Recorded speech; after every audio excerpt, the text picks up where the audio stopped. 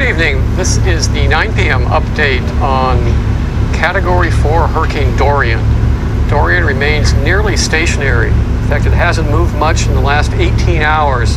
It's centered just to the north of Grand Bahama Island. Close enough that the eye is it's just to the north of the island, but the eye wall is on the island, and in fact very close to the city of Freeport, where they're... But our real concern now is locations farther to the north along coastal Georgia and especially into the coastal Carolinas, South Carolina coast, and the North Carolina coast, where this storm will make a very close approach Wednesday night through Thursday, potentially making landfall along the North Carolina Outer Banks or even a little farther south during the day on Thursday, because the storm will...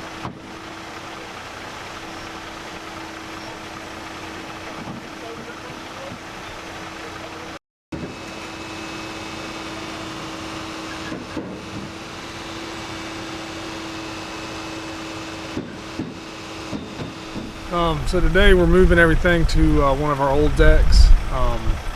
The last hurricane we had, it flooded this whole area except this hill we're on. So now we're on the back side. We're going to move everything back to this hill for this hurricane that's coming in. It's supposed to be here tomorrow and Friday. We're going to get everything up here and hopefully nothing will get messed up.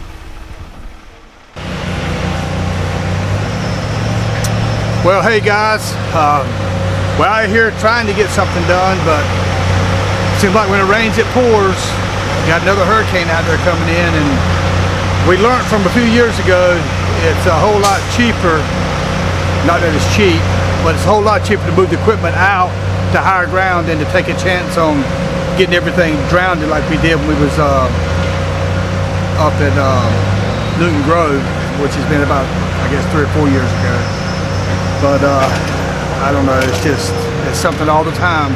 Whenever we're moving the equipment out, you know, we got the trucks moving equipment, and if we're not hauling wood, we're not making any money, and you know, it's going to take a day or two to get it moved out, a day or two to move it back in. It's just going to be a 2-week disaster, really, as far as production is concerned. But I'd rather be safe than sorry, because it's a whole lot easier to overcome a few days of moving than to have to clean out all the motors, and just fiasco that would be if all this stuff went underwater. This is Daniel. We're over here at the Parsley track. Ain't a whole lot going on for today working wise. Just trying to get ready for this hurricane coming. Maybe it won't be too bad. Get back to work pretty quick. Y'all just keep us in your prayers and wish us the best of luck.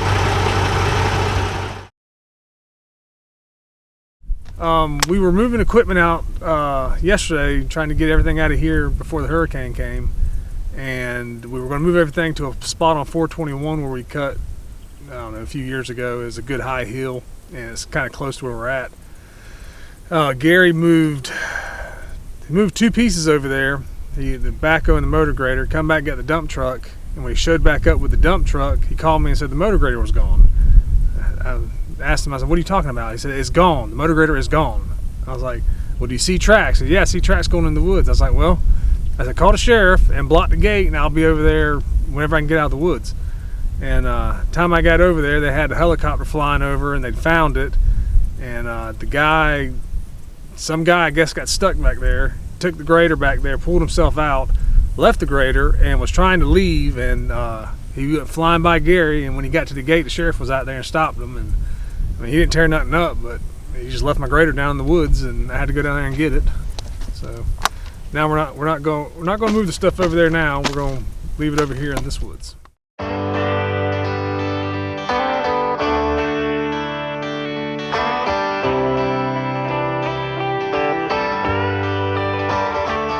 September 3rd, 2019, our dispatch received a call advising us that a motor grader had been stolen from US 421 South. The motor grader belonged to Mr. Bobby Goodson. Upon arrival of our deputies and detectives and a little further investigation at the scene, our detectives were able to dispatch our Sable helicopter out of Wilmington. Within a matter of minutes, the motor grader was located from the air. The individuals responsible for taking that motor grader were also located.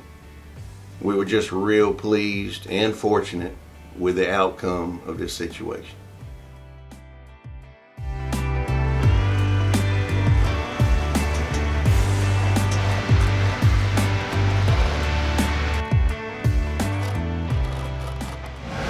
Me and my wife had planned a trip about a year and a half ago, and we finally took off. Of course, it was when we were gone, the hurricane was coming, and of course Justin was in charge.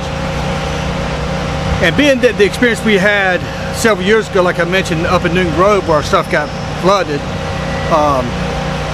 we were going to move everything out.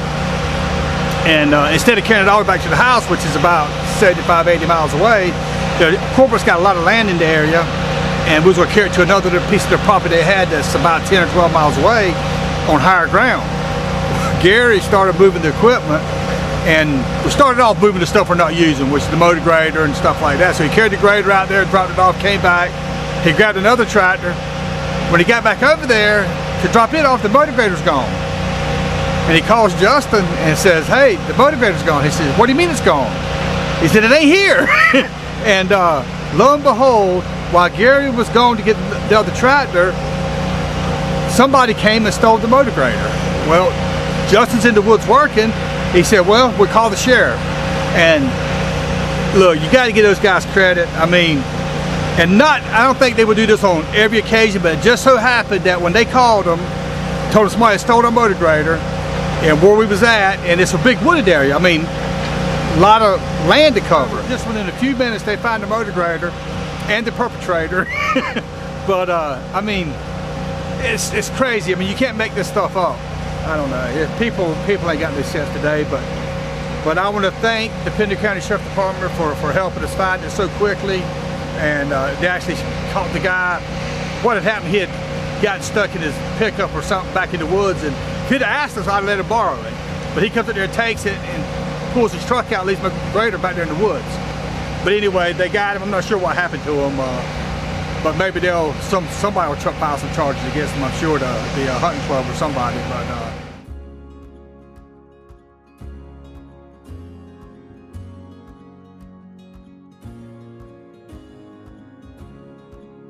well, I talked to Justin the other day when the hurricane was coming, and they had gotten the last pieces of equipment. They got everything moved out to high ground, and got everything prepared as best we know how.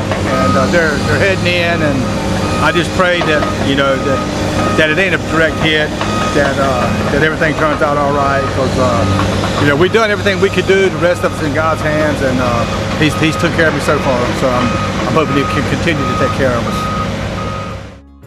As the powerful storm leaves a path of destruction in its wake, forecasters say North Carolina will see heavy wind and rain over the next several hours. The director for the National Hurricane Center, Ken Graham, joins us now from Miami. This is National Weather Service radar out of Morehead City, and this is the eye wall here. So we still have a situation where it's just pushing all that water in. So throughout the day today until we finally... Winds here again through the next several hours will gust 30 to 40, Triangle down to the southwest, Fayetteville.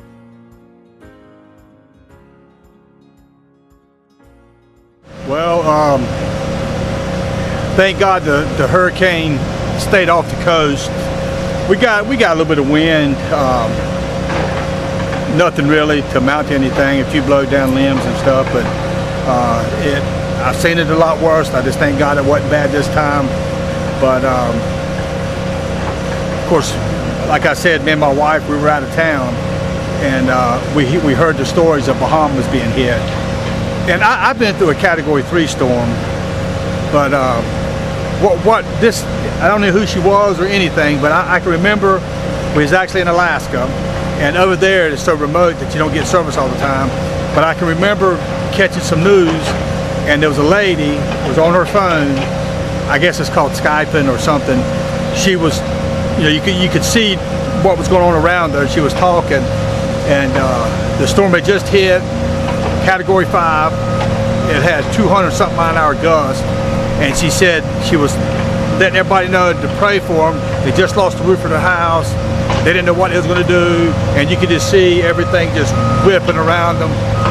And And then of course we got out of range again, but the storm sat there for 12 to 14 hours. And I can't imagine what that woman went through with her being out in the elements for that amount of time in a storm like that. I mean, I don't think there's much left of the island, and they definitely need our prayers. Well, we're getting the stuff back out here. Hopefully in a few hours we get all the equipment back up and running. They got to get everything back in place and get to hauling some wood, try to catch them on some of these bills we got created.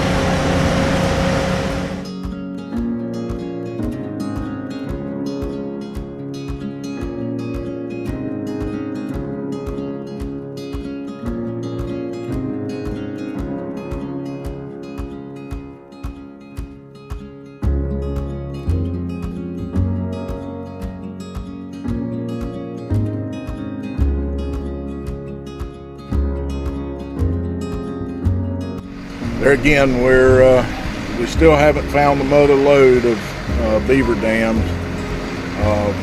Beginning to think maybe it might be a series of dams that is not a good thing. If we could go to one particular site and let out a lot of water, that would be preferable than trying to cover the whole area on several small sites. With the hot weather and the vegetation, our visibility has been poor with 2 drones and a helicopter. We went up in our R44 earlier, and vegetation is just so green, so thick that you can't pinpoint where those beaver dams are. Anyway, and then with the hot weather, you can only do so much leg work before you have to stop. You just give out from the conditions, wading in, grass beds and knee deep in muck and debris and water. And anyway, it's just a continual battle to try to find the exact spots where they are. We've been lucky to pinpoint areas where they're not, and that's all good, but it's not solving the problem.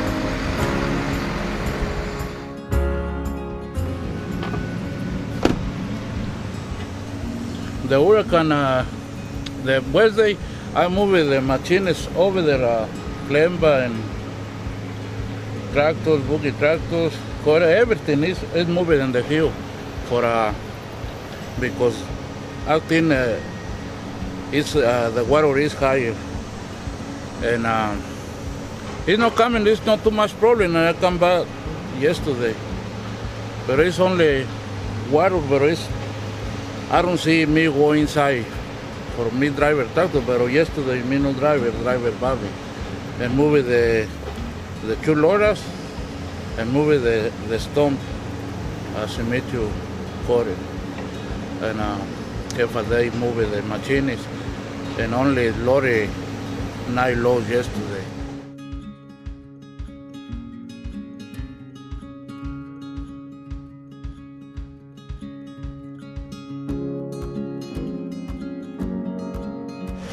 Well guys, I know I promised you in the last video that when we found the beaver dam that I was going to show y'all us tearing it out, but unfortunately we cannot find it.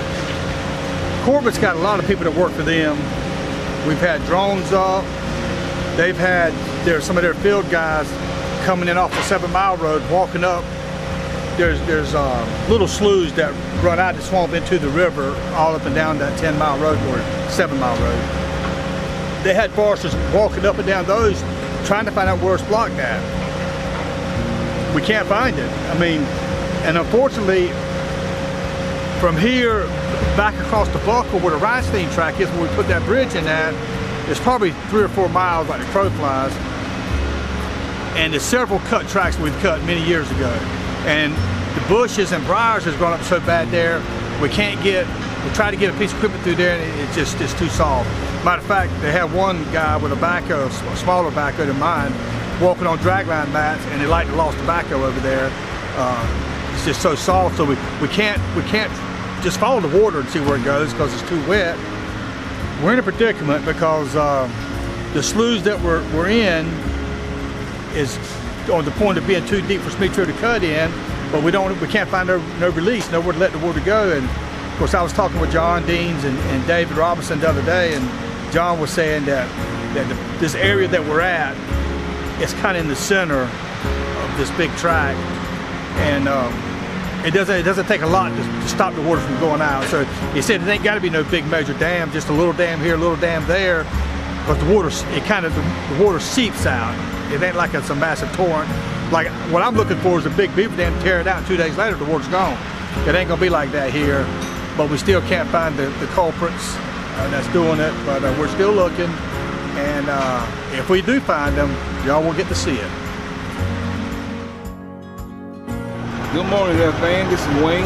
We're back to work. It's been a week since the hurricane. It's been kind of slow this week, but we're still moving on. And right now, here's another one out there. So what we're going to do, we're going to keep on packing along, keep the job going, and see what the other one's going to bring.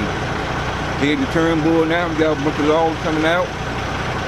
Co-op wants some more logs now, so we got another mill we can hold to. So things picking up. So we'll see what the weather's going to do, and everybody have to be safe. We'll talk to you next time.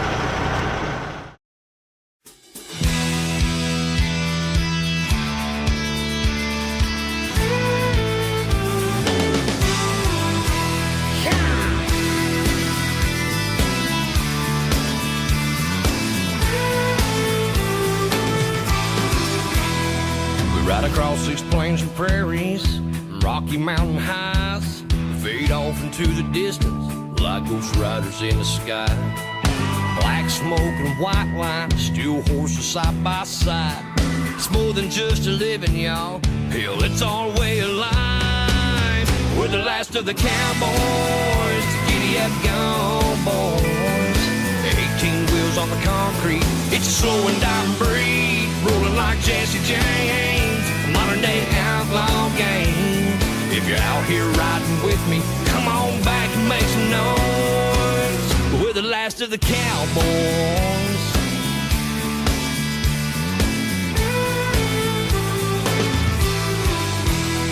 It's a family tradition, diesel's running through our veins. Daddy showed us the roads, we were born in the fast lane. Branded by our heroes, taught to saddle up and move. Keep this country rolling, we're damn proud of what we do. We're the last of the cowboys, the giddy up gone boys. 18 wheels on the concrete, it's a slow and dying breed, rolling like Jesse James, a modern day outlaw game.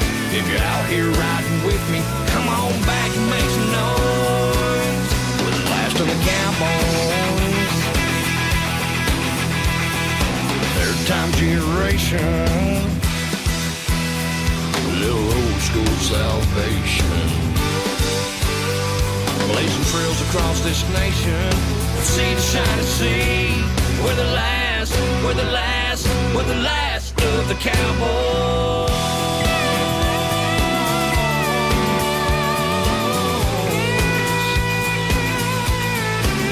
We're the last of the cowboys.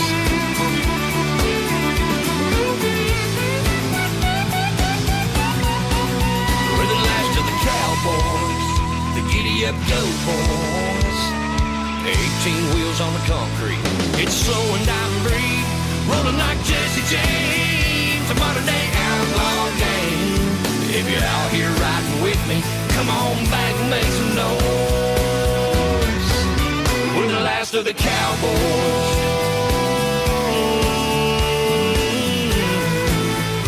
Modern day outlaw game, we're the last of the cowboys.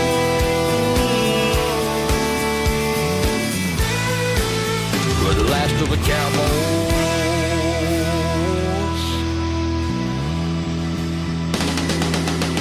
Saddle up, boys.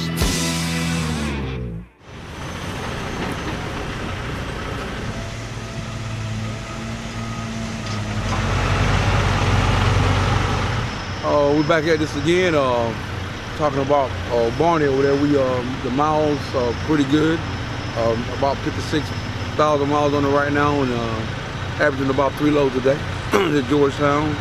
2 loads at Georgetown and a couple of minimum hauls when the wood's coming out. Everything's moving real smooth.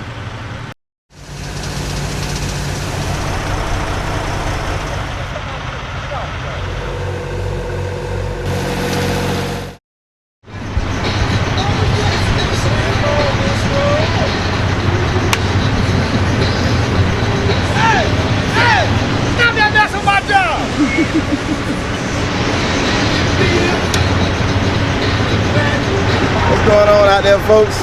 Here on this parcel track, we're about to wrap it up here in a second. I'm just moving on some right down the street, 9 Mile Road or something like that. But it's Friday and I'm feeling good, and the mill ain't buying nothing.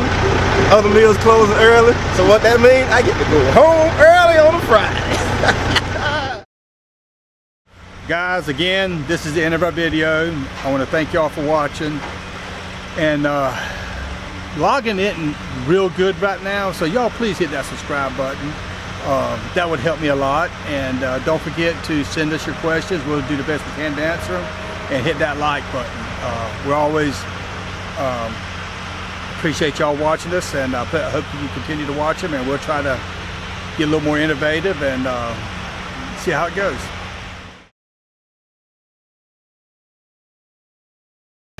We got a question here from a viewer. He asked me, when we cut the tracks, do we replant it or is it replanted? That's one of the good things about hardwood. I'm not sure if it's everywhere, but I know in our area, where we work at is too wet for traditional planters, like to go out there with tractors and cage it and chop it and windrow it and then plant the trees. It's too wet to do that. But even this swamp we're cutting in here, everything we've cut up from the Cape Fear lowlands was clean cut back in the 40s, I think it was. 30s, 40s, and 50s. But the trees will sprout off the stump and grow again. This is amazing tree growing country right here, and you don't have to replant it. Now, a lot of people will replant trees. Most people do it in pine, because pine is what's worth the most money in this area here, and you could get a lot more trees per acre if you plant them in rows, but it costs money to plant trees. But out here where we're at now, it's not replanted. It just sprouts off the stump and grows again. And of course, hardwood trees don't grow as fast as pine trees do. There's not been a lot of research done like they have on the southern yellow pine, which is what everybody wants these days. But yeah, it'll continue to grow though. This track here was cut back in the 40s, and it's, well, you see these oaks behind us, all that's grown since then, so it will come back. Got another question here. What do we do with all the tree butts? Glad you asked that. We were having a special on them today. We'll sell them by the dozen. No, actually, we don't do anything with them. We do have some guys, certain people come out. Tupelo is, they say it's actually better than balsa wood. I'm not a carver, I don't know this. That's what I've been told. But people carve ducks with it. Carve anything you feel like carving, it's great carving wood. But it's a small market. And we got some guys come out here and pick through the piles and pick out some, I don't know what they're really looking for, but they'll pick out some and pay me for them. But it's not nearly enough to keep the piles down. It's actually, it only happens 2 or 3 times a year. It's a big waste. We actually, a few years ago, was going to buy a grinder, grind them up. Because I hate waste. If we can utilize everything out here, I'm all about it, but it's got to be cost effective. The grinder we had out here was a very expensive grinder, that's what you had to have to chew those butts up. But that's Tupelo, it's light wood. We loaded the truck. It was as big as a trailer as you can legally have on North Carolina roads. And we had it was probably 14 feet high, 13.6 walls. We had the chips, camelback at the top of it. And all we could get was 19 tons. And we need at least 26 tons to even come close to prepare for the grinder. But anyway, so we can't grind it. So pretty much it's sit out on these piles right here, and it'll rot down and go back in the ground as fertilizer. Got another question here. What is the maintenance cost so far on the new trucks versus the older trucks? The new trucks, they have been, well, other than your normal maintenance, we'll grease them every other week, change the oil in them every 20,000 miles. But now, we did have a slight, it's not a slight, it's an issue. We don't know what happened really, but we started noticing funny wear on the front end tires on all 6 trucks.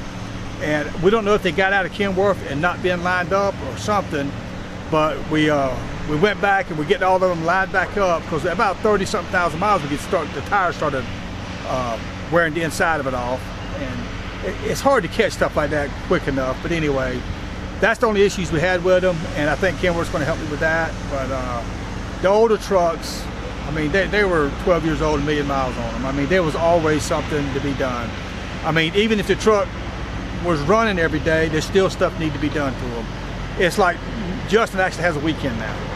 You know, when we was running those old trucks, I mean, it was all during the week, on weekends. We needed a full-time truck mechanic. But and these will be the same way once they get age on them. It'll start taking more and more of our weekends. You know, in a perfect scenario here, I would like to run the trucks about 4 years and buy brand new ones. But I don't know if our industry will dictate that or not. But that would be something good to do, but it ain't happened yet. But right now, the trucks have been perfect, other than just greasing them and putting fuel in them and changing oil in them. And ask me that in 2 years and I'll let you know. But this month, our new trucks are 6 months old. We had a question on how do we like the automatics, or are they giving any trouble? No, they're not. The only issue we had with them is some of the drivers weren't used to the automatics. I actually think it was Gary and Monkey. The trucks was upshifted.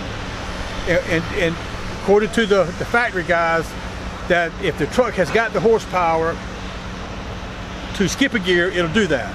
And that's what it was doing. So the guys who had driven before, you know, they knew they would do that, but that's the only issues they've told me about. But there was really nothing but just not being used to it. So far they're doing good.